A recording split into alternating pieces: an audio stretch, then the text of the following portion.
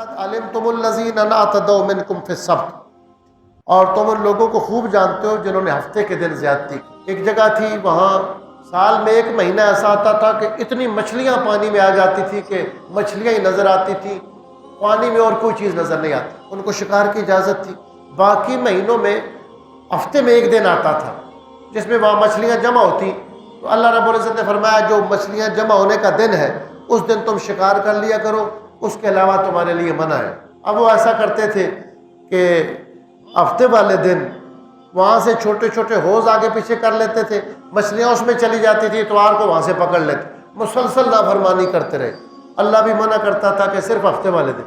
یہ ایک آزمائش تھی۔ امام قرطبی نے جا سوال اٹھایا ہے کہ جب اللہ تعالیٰ کو ان کے مزاج کا پتہ بھی تھا تو کیوں یہ آزمائش کہ جو دن منع تھا اسی دن زیادہ مچھلیاں اکٹھی ہوتی تھی؟ تو اللہ تبارک و تعالیٰ نے اس مقام پر، امام قرطبی فرماتے ہیں کہ یہ آزمائش جو اللہ کی طرف سے ہوتی ہے یہ بھی درجے کے مطابق ہوتی ہے۔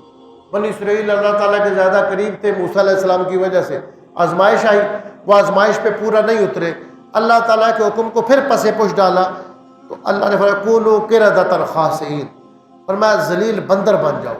جمہور مفسرین کے نزدیک، بلکہ تقریباً اس پر مفسرین کا اجماع ہے کہ یہ ظاہری طور پر یہ آیات ظاہری حکم پر ہے، جمہور مفسرین کے نزدیک، کہ اللہ تعالیٰ نے حکم دیا اور وہ بندر بن گئے۔ بنی اسرائیل میں بہت سارے لوگ تھے جن کی شکلیں بدلی، بندر بن گئے۔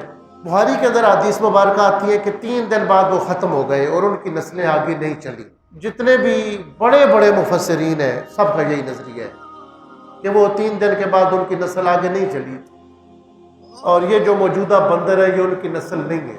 علامہ ابن العربی مالکی اندلسی، یہ مالکی ایک فقیہ تھے، بڑے سخت بھی تھے، اور ان کی اور باتیں بھی ہیں جو یہاں اس وقت ڈسکس نہیں کرنی۔ ان کی احکام القرآن ہے 4 جلدوں میں، انہوں نے کچھ دلائل کے ساتھ اس نظریے کا رد کیا ہے۔